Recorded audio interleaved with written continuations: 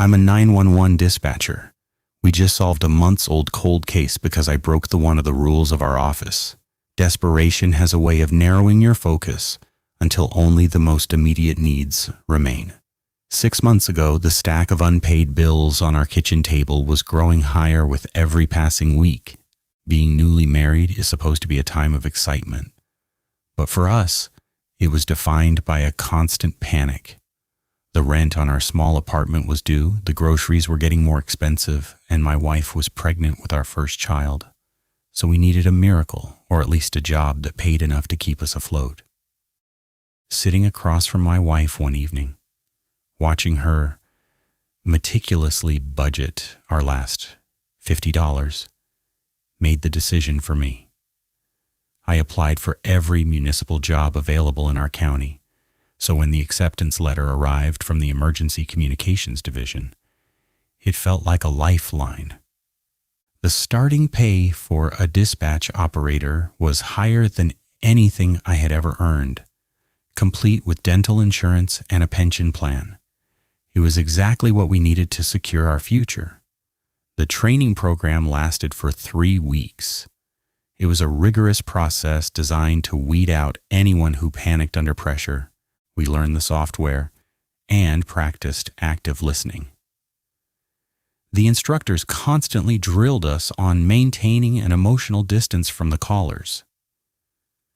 You are a router, so don't think of yourself as savior, the shift supervisor told us on our first day. Get the address, the details, and send the units. Do not let the callers drag you into their panic. The call center was located in the basement of the municipal building. It was a vast, windowless room filled with rows of identical cubicles, each equipped with 3 computer monitors and a multi-line telephone console. The air was always cool, and the only sounds were the soft clicking of keyboards and the low, murmuring voices of operators talking to people on their worst days. On my 3rd week of solo shifts, the call came in.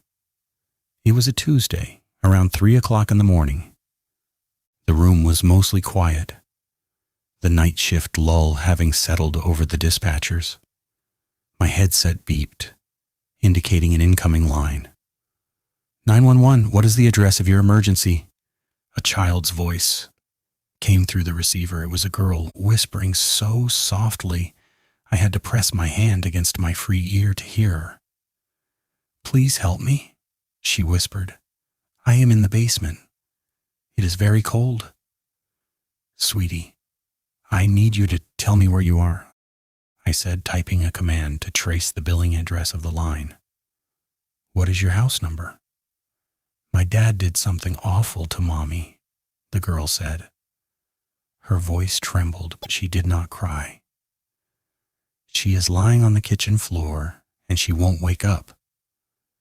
He told me to go to the basement, and then he locked the door from the outside. I am scared. The address popped up on my center screen. It was a residence located in an older subdivision on the edge of the county. I immediately began routing the call to the sheriff's department. Before I could hit the dispatch key, a hand dropped onto my shoulder. Looking up, I saw my shift supervisor standing behind my chair. He was a veteran dispatcher who had spent 20 years in the basement, and he was staring at my screen with a frown. Cancel the dispatch, the supervisor said. His voice was flat. What? I stared at him, my headset still filled with the sound of the girl's quiet breathing. She says her mother is unresponsive and her father locked her in the basement.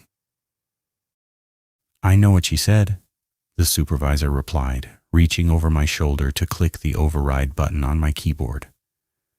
He routed the call to a holding queue instead of the active deputy screen. But you are not sending anyone to that address. Why not? The senior operator, sitting in the cubicle next to mine, turned around in his chair. He had a look of tired pity on his face. Because that house has been empty for 5 months, he said. The family who lived there left in the middle of the night back in winter. Nobody knows where they went, They just vanished. Then who was on the phone? I asked, looking back at the glowing line on my console. We don't know, the supervisor said, pulling a rolling chair over to my cubicle. But it is a recurring issue. We get that exact call at least once a week. The sheriff's department went out there the first 3 times. They searched the house, the yard, and the outbuildings. They even checked the crawl spaces. The place is completely abandoned. There is no one there. Is it a prank? I asked, the girl's soft whispers still playing in my ear. Most likely, the supervisor said, standing up. Some kid with an old burner phone that still connects to emergency services, or a neighbor playing a sick joke. Either way, it is a waste of county resources. The sheriff told us to stop routing the calls. If that address pops up, log it as a non-emergency glitch and move on to the next line. But she sounds so real, I murmured. They always do? The senior dispatcher next to me said. You get used to it, just hang up the phone. I hesitated, my hand hovering over the disconnect key. Through the headset, I could hear the faint sound of a pipe dripping in the background of the call. It sounded incredibly close, as if the water was hitting a concrete floor right next to the microphone. Are you still there? The girl whispered. I hear something on the stairs. I swallowed hard and pressed the disconnect button. The screen went black, and the line cleared. That night I went home to our quiet apartment. My wife was already asleep, her hand resting over her slightly swollen stomach. I lay awake for hours, staring at the ceiling, the sound of the dripping pipe echoing in my head. I tried to convince myself the supervisor was right. It was a prank. It had to be. But the calls did not stop. The next night, the same address flashed green on my monitor. I picked it up, hoping to hear silence or the giggling of teenagers. Please, the little girl whispered. It is so dark down here. I can hear him walking on the kitchen floor above me. He has a hammer. Sweetie, if this is a game, you need to stop, I said, keeping my voice low so the supervisor wouldn't hear me. The police have already been to that house. There is nobody there. I am under the stairs, she sobbed, her voice breaking for the first time. I am hiding behind the wood. Please tell them to hurry. I logged the call as a line glitch, just as the supervisor had ordered, and hung up. But the guilt began to eat at me. It felt like a weight in my chest. Every night for the next 2 weeks, the line would ring. And every night, the same little girl would beg for help. The consistency of her voice and the terror in her tone, with the subtle background noises of the dripping pipe, were too perfect to be a prank. On my day off, the curiosity became too much to bear. Without telling my wife, I got into my car and drove out to the residential district. The subdivision was old, built in the late 1970s, with large lots and mature trees. Many of the houses were well maintained. But as I drove deeper into the cul-de-sac, the properties became neglected. I found the address. The house was a split-level ranch with faded gray siding. The yard was overgrown with tall weeds, and the driveway was cracked, with grass growing through the seams. A yellowed real estate sign sat tilted in the front lawn. The contact number faded from the sun. I parked on the street and walked up the concrete steps. The front door was locked, but the window next to it was dirty and bare. I pressed my face against the glass, shielding my eyes from the glare. The interior of the house was completely empty. I could see through the living room to the kitchen. There were no chairs, no tables, and no signs of life. The drywall was bare, and the linoleum on the kitchen floor was dusty. I walked around to the backyard. The grass was waist-high. I reached the sliding glass door at the back of the house and pulled on the handle. It was locked, but the lock was old and loose, so I gave it a hard jerk, and the latch slipped. The door slid open with a screech. Stepping inside, the air was cold and smelled of dust. My footsteps echoed loudly on the floorboards as I walked into the kitchen. I looked down at the linoleum. There were no bloodstains. There was nothing but a thin layer of grime. Near the pantry, a wooden door stood slightly ajar. I pushed it open, revealing a flight of dark wooden stairs leading down into the basement. I pulled my phone out of my pocket, turned on the flashlight, and began to descend. The basement was unfinished. The walls were made of rough concrete blocks, and the floor was poured concrete. In the corner, a water heater sat disconnected, its copper pipes severed. A slow drip of condensation was falling from an overhead pipe, hitting the concrete floor with a steady sound. Drip, drip, drip. It was the exact sound I had heard through the headset. I shined my flashlight around the room, then walked over to the wooden stairs, looking underneath them. There was nothing there but a few discarded paint cans and a layer of spider webs. I searched every corner of that basement. I knocked on the concrete walls, looking for hollow spaces, but the blocks were solid.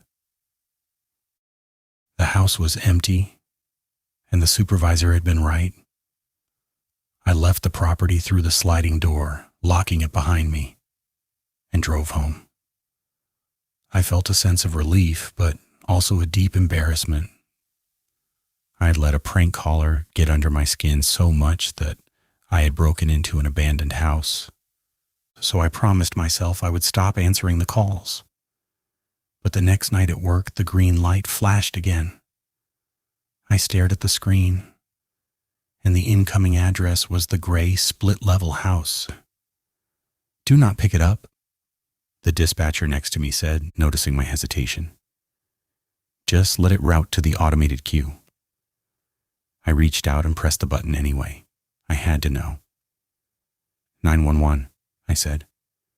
There was no sound of a little girl whispering. There was no dripping pipe.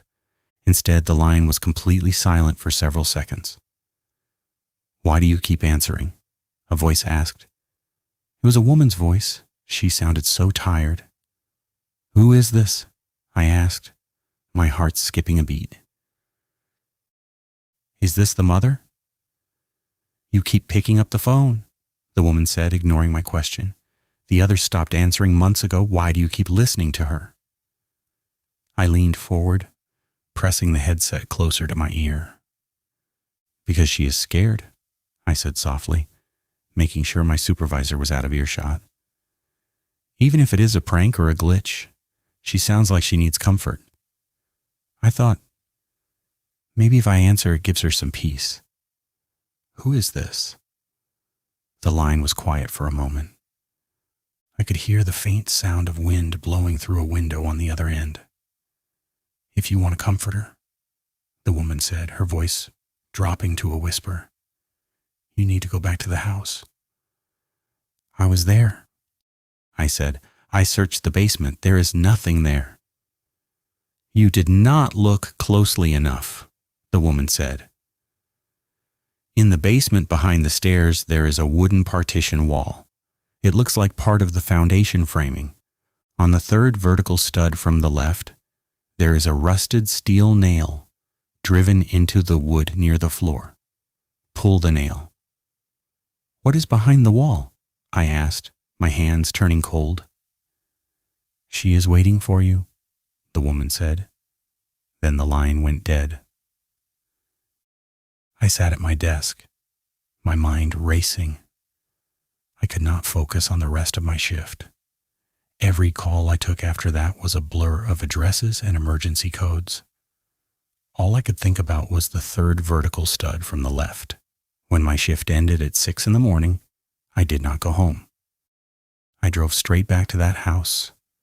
The morning sun was just beginning to rise over the trees, casting long shadows across the empty streets. The neighborhood was completely silent. I parked my car down the street from the house, walked up the driveway, and slipped through the backyard. The sliding glass door opened easily, just as it had before. Stepping into the kitchen, the stale smell of the house felt even more oppressive than before. I walked directly to the basement door, opened it, and descended the wooden stairs. I turned on my phone flashlight, the bright beam cutting through the gloom. I walked behind the wooden stairs. The area was cramped, filled with old paint cans and dust. The back wall of the staircase was framed with cheap pine studs, holding up a sheet of plywood that separated the understairs storage from the rest of the concrete basement. I began to count the vertical studs from the left. 1, 2, 3. I shined the light down near the concrete floor. Resting in the wood, just 2 inches above the concrete, was a large, rusted steel nail. It was driven deep, but the head of the nail was still protruding slightly. I reached into my pocket and pulled out a small multi-tool I kept in my glove compartment. I opened the pliers, gripped the head of the rusted nail, and pulled. The nail was old, the metal grating against the dry wood of the stud. I had to twist the tool, applying all my strength, until the nail finally slipped free with a sharp crack. The moment the nail came out, the wooden partition wall shifted. The plywood sheet swung outward like a door, revealing a dark, narrow crawl space hidden directly beneath the basement stairs. The stench that erupted from the opening was overwhelming. It was a suffocating, sweet odor of rot that made me immediately gag, dropping my phone onto the concrete. I covered my nose with my shirt, my eyes watering from the fumes. I picked up the phone. As my hand shaking so badly, the beam danced erratically across the opening and shined the light into the crawl space. The space was small, barely 4 feet high and 6 feet deep. Lying on the dirt floor of the crawl space were 2 shapes. They were wrapped in dirty blue plastic tarps secured with heavy silver duct tape. The plastic had been torn in places by nesting rodents, revealing the dark, leathery remains of what lay inside. I moved the light to the smaller bundle. Protruding from a tear in the blue plastic was a small skeletal hand. The fingers were tiny, the bone-white joints covered in dried, gray tissue. Next to the hand lay a small pink plastic toy phone. Its battery compartment rusted shut from the damp earth. I backed away from the crawl space, stumbling over the paint cans, and collapsed onto the basement floor. I vomited onto the cold concrete, my chest heaving as the reality of what I had found washed over me. I scrambled up the wooden stairs, running out of the house into the cool morning air. I stood on the lawn gasping for breath, then pulled out my phone. I dialed the direct line to the sheriff's office. The response was immediate. Within 15 minutes, the quiet cul-de-sac was filled with flashing red and blue lights. Deputies barricaded the driveway, and a forensic team in white suits descended into the basement. I sat on the bumper of a patrol car as the lead investigator walked over to me. He looked grim, his boots covered in dry basement dust. "You are the dispatcher who called this in, right?" the investigator asked, pulling out a notepad. "Yes," I said, my voice hoarse. "I found them in the crawl space behind the stairs." The investigator sighed, looking back at the gray split-level house. "We searched this place 3 times when the family went missing back in the winter," he muttered, shaking his head. "We checked the basement, but we never found that partition." Whoever built that crawl space knew exactly what they were doing. They framed it to look like part of the foundation. "Who was in there?" I asked, though I already knew the answer. "Based on the dental records we retrieved from the file, it is the mother and her 7-year-old daughter," the investigator said. "The cause of death appears to be blunt force trauma.